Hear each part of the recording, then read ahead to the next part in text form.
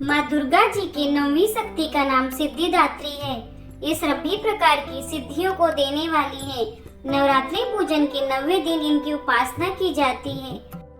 इस दिन शास्त्रीय विधि विधान और पूर्ण निष्ठा के साथ साधना करने वाले साधक को सभी सिद्धियों की प्राप्ति हो जाती है। सृष्टि में कुछ भी उसके लिए अगम्य नहीं रह जाता।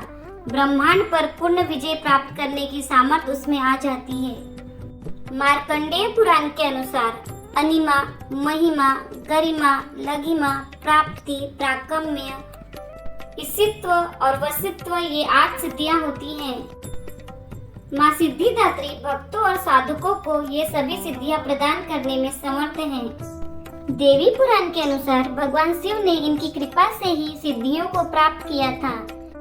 इनकी अनुकंपा से ही भगवान शिव का आधा शरीर देवी का हुआ था।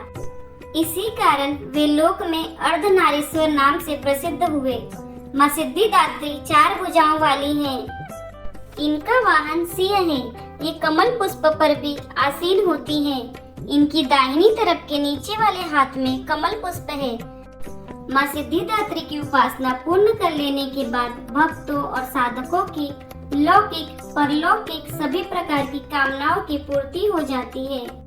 माँ सिद्धिदात्री के कृपा पात्र भक्त के भीतर कोई ऐसी कामना शेष बचती नहीं है जिसे वह पूर्ण करना चाहे। वह सभी सांसारिक इच्छाओं आवश्यकताओं से ऊपर उठकर मानसिक रूप से माँ भगवती के दिव्य लोकों में विचरण करता हुआ उनकी कृपा रस पीयूष का निरंतर पान करता हुआ विषय भोग शून्य हो जाता है।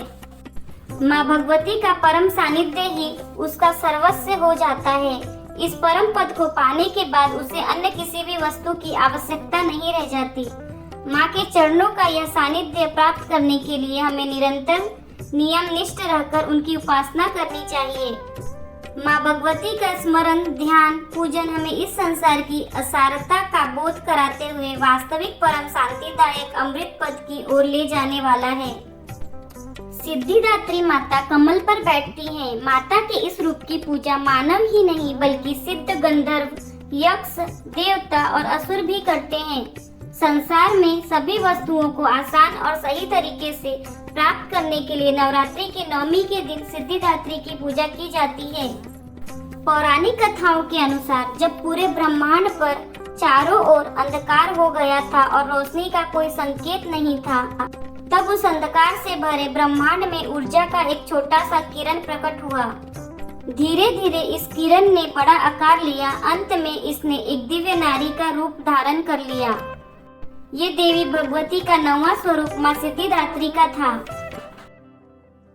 पुराणों के अनुसार भगवान शिव शंकर ने भी माँ सिद्धिदात्री की कृपा से ही सिद्धियों को प्राप्त किया था। इस दिन देवी का पूजन करने से मोक्ष की प्राप्ति होती है। देवी की इस रूप की पूजा व्यक्ति को अमृत मार्ग की ओर ले जाने का काम करता है। 9वीं के दिन भक्त माता की पूजा अर्चना करने के बाद कन्या भोजन कराते हैं। ऐसी मान्यता है कि कन्या भोजन कराने से ही माता पूजा को ग्रहण करती हैं। धार्मिक मान्यताओं के अनुसार 2 से 10 वर्ष तक की कन्या में माँ दुर्गा का साक्षात वास रहता है।